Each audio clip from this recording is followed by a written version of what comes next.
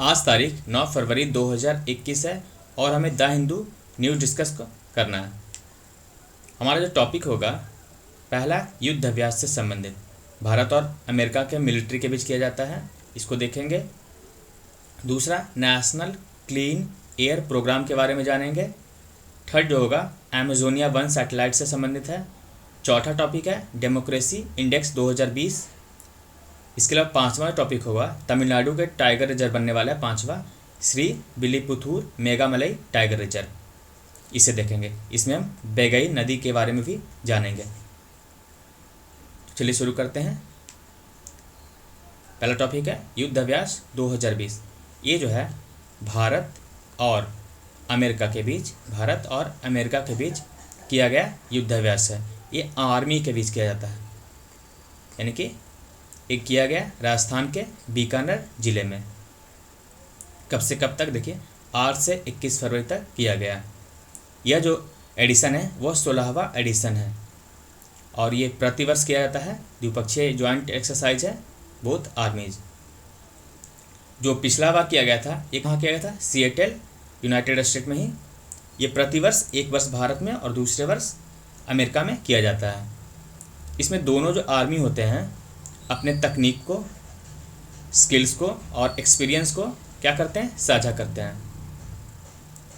इसके अलावा ये दोनों डिफेंस कॉर्पोरेशन और मिलिट्री ट्रेनिंग में भी मदद करते हैं। एक largest military training and defence corporation exercise भी है। आपको पता है कि भारत जो अमेरिका के साथ 2 और अभ्यास करता है। पहला क्या है? ये तुमने देख लिया, युद्ध अभ्यास। दूसरा है वज्र प्रहार और तीसरा है टाइगर ट्रायम्फ। ये नेवी के बीच किया जाता है। तो ये रहा हमारा युद्ध अभ्यास से संबंधित। दूसरा टॉपिक है नेशनल क्लीन एयर प्रोग्राम, यानी कि NCEP। क्या है? दरअसल वायु प्रदूषण को कम करने के लिए NGT के द्वारा, यानी कि नेशनल ग्रीन ट्रिब्यूनल के द्वारा पर्यावरण मंत्रालय को एक आदेश दिया गया था कि आप वायु प्रदूषण को कम करने का कोई प्लान लाइए। तो उसी को ध्यान में रखते हुए जो पर्यावरण मंत्रालय है उन्होंने नेशनल क्लीन एयर प्रोग्राम यानी कि NCEP को लेकर आई। इसमें क्या किया गया कि 2024 तक क्या एक टारगेट दिया गया। ध्यान रखिए, टारगेट है 2024 तक जो एयर पॉल्यूशन है, वायु प्रदूषण, उसे 20 से 30% तक क्या करना है? रिड्यूस करना है। या जो प्रोग्राम लागू कब किया गया था? या जनवरी 2019 में किया गया था लागू। देखिए कि एग्जाम में पूछ दिया जाता है लागू कब से किया गया था? जनवरी 2019। इसका जो आधार वर्ष है, बेस ईयर है 2017। जब ये प्लान बनाया गया था तो उसमें 2014 से 2018 के बीच लगभग 122 जो शहर हैं, टोटल 122 शहर, उसके डेटा को यानी कि एयर क्वालिटी डेटा को कलेक्ट किया गया और उसके बाद ये प्रोग्राम लाया गया, यानी कि प्लान लाया गया। और इसमें टारगेट रखा गया 2024 तक क्या करना है? 20 से 30% तक जो एयर पॉल्यूशन है उसे खत्म करना है।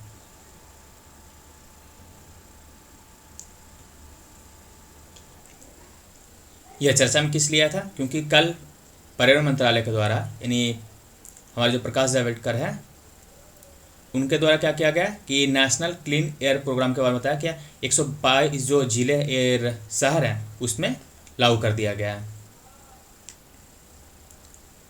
इस देखिए जो प्लान बनाए जाते हैं उसमें देखिए क्या क्या देखा जाता है। मॉनिटरिंग नेटवर्क को देखा जाता है, रिड्यूस करने के लिए कौन कौन से प्लान लगाए जाते हैं वो देखे जाते हैं।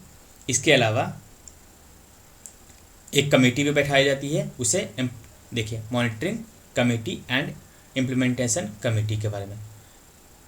तो एक तरह से जो प्लान बनाया गया उसकी तरह से पूरे मॉनिटरिंग करने के लिए हर स्तर पर एक कमेटी बनाई गई है। नेक्स्ट टॉपिक है अमेजोनिया 1 से संबंधित। क्या है? यह ब्राज़ील का खुद के द्वारा बनाया गया एक सैटेलाइट है। इसका काम क्या है? अर्थ ऑब्जर्वेशन, यानी पृथ्वी का पर्यवेक्षण करना है। ये देखिए फर्स्ट मिशन, ये जो 2021 है, इसमें इसरो का जो पहला मिशन होगा ये है PSLV C51 के द्वारा किया जाएगा। तो उसके तहत ही ये जो PSLV C51 है उसी के तहत एमेजोनिया 1 को भेजा जाएगा। कब? 28 फरवरी को। इसमें जो है 3 हमारे भारतीय जो हैं पिलोट, यानी कि 3 जो उपग्रह भारतीय भी इसमें शामिल होंगे। उसका नाम देखिए क्या है, आनंद, सतीश धवन और यूनिटी सैट। ये तीनों जो है ना, ये भारत सरकार के नहीं बल्कि स्टार्टअप्स के द्वारा, यानी कि निजी लोगों के द्वारा बनाया गया है, जिसे इसरो भेजेगी। तो ये भी एक इतिहास में एक दर्ज होने जा रहा है।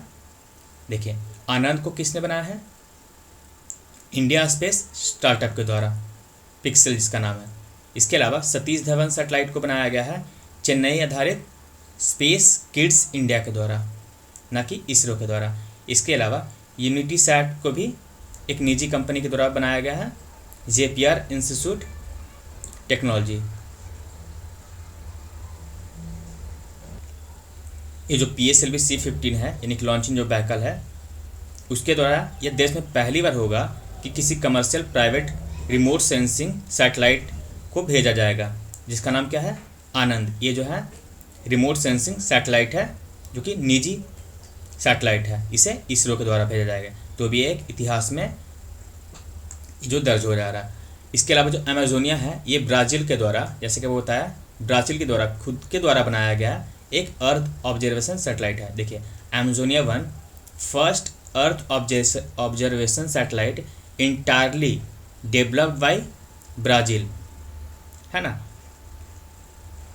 तो यह इसके बारे में जानिएगा, अमेजोनिया के बारे में। नेक्स्ट है द ग्रेट सस्पेंडर के बारे में। ये क्या है?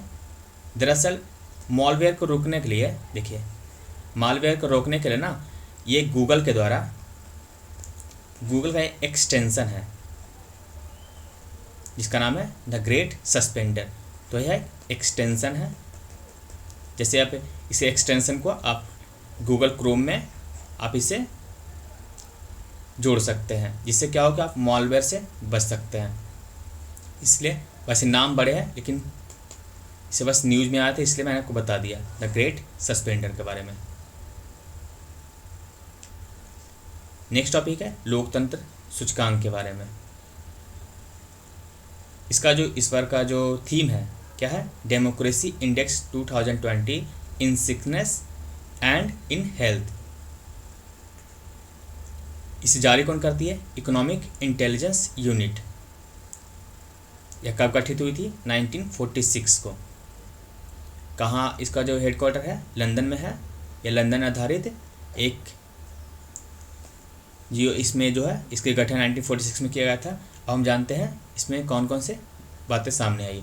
इसमें देखिए इस डेमोक्रेसी इंडेक्स में जो देश को 167 जो देश होते हैं उसके 4 आधार पर ये क्लासीफाई करते हैं। पहला क्या होता है? फुल डेमोक्रेसी, यानी कि पूर्ण लोकतंत्र, जहाँ पूरी तरह से लोकतंत्र, जैसे कि हमारा भारत, अमेरिका।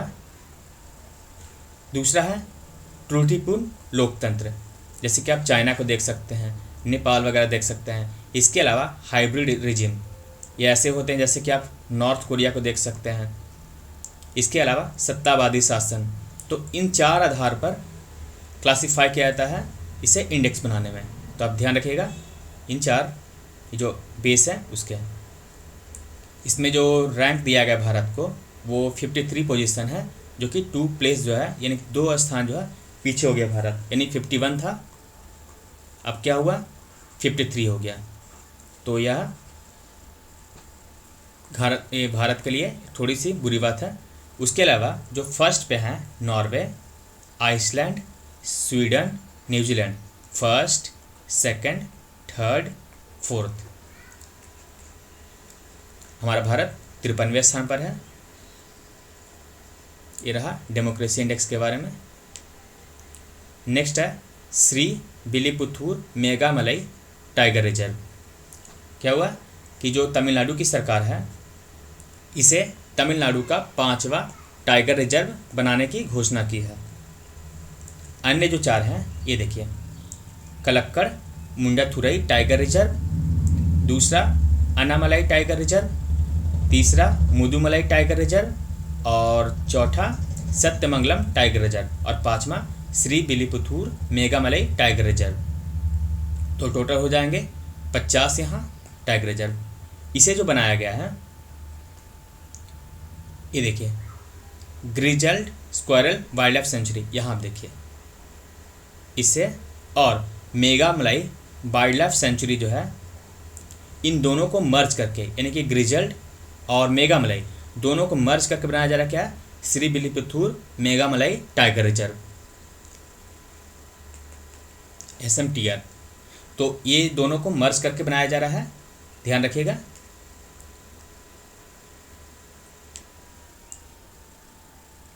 ये जो है, ये जो श्री विल्लीपुथूर जो बनेगा टाइगर रिजर्व, वो बेगई नदी के पास है।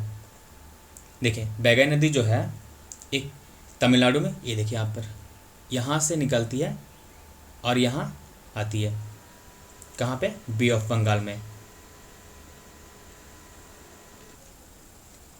ये जो बेगई नदी है वो कहाँ से निकलती है, देखिए पेरियार प्लेट्यू के पास वरुसनाडु हिल है, कहाँ, पेरियार पठार के पास वरुसनाडु जो पहाड़ी है वहाँ से, जो कि पश्चिमी घाट में पड़ती है यहाँ पे, तो यहाँ से निकलती है और ये पहले नॉर्थ ईस्ट में इस तरह से जाती है, इस तरह से, ये कंबन वैली होते हुए, ये जो कंबन वैली है, मान लीजिए यहाँ पे, चलिए बताते हैं, ये कंबन वैली है, तो इसके वैली से होते हुए गुजरती है, ये होते हुए इस तरह से तमिलनाडु में प्रवेश करती है यहाँ पर, और उसके बाद ये जो है ये पाक की खाड़ी है, पाक की खाड़ी, और ये नीचे क्या है, मन्नार की खाड़ी, गल्फ ऑफ मन्नार की खाड़ी। तो पाक की खाड़ी और मन्नार की खाड़ी, ये रामेश्वरम आपको पता है, तो ये जो है उसके नॉर्थ में गिरती है, यानी कि पाक की खाड़ी में ये गिरती है, और ये पूरा एरिया बे ऑफ बंगाल वाला है, तो उसी में ये, तो यहाँ ध्यान रखिएगा, ना कि मन्नार खाड़ी बल्कि पाक की खाड़ी, दोनों का जो है डायरेक्शन यहाँ पे देख सकते हैं लगभग सटा हुआ है, इस कारण से। अब चलते हैं यहाँ पे आते हैं, ये जो पहले जब यहाँ से निकलती है, कहाँ से, वरुसनाडु हिल से, तो यह पहले नॉर्थ ईस्ट में जाती है, नॉर्थ ईस्ट भारत वाला नहीं, तमिलनाडु के नॉर्थ ईस्ट की तरफ ऊपर उठती है, उसके बाद यह कंबन वैली में प्रवेश करती है। कंबन वैली के देखिए ऊपर में पलानी हिल है, पलानी की पहाड़ी, और नीचे है बरुसनाथ हिल, नीचे बरुसनाथ हिल यानी कि बरुसनाथ पहाड़ी। तो इसके होते हुए फिर यह तमिलनाडु में प्रवेश करती है, और उसके बाद यह पाक की खाड़ी में गिरती है, पालकवे। इस पर एक वाटरफॉल भी है, बट्टापेरई फॉल्स, इस नदी पे वेगई। तो हमने वेगई नदी के बारे में जाना, कहाँ से निकलती है, वरुसनादी हिल से, जो कि पेरियार पठार के पास है, ये एक वैली से गुजरती है, कंबन वैली से, और कहाँ गिरती है, पाक की खाड़ी में, यहाँ पे गिरती है। आप मन्नार की खाड़ी मत मारिएगा। तो इस टॉपिक में बस इतना ही। Thank you for watching Crack Pratham. अगर आपको इसका PDF लेना है तो आप टेलीग्राम से लेकर ले सकते हैं। इसका जो PDF है आपको डिस्क्रिप्शन में टेलीग्राम का लिंक भी मिल जाएगा।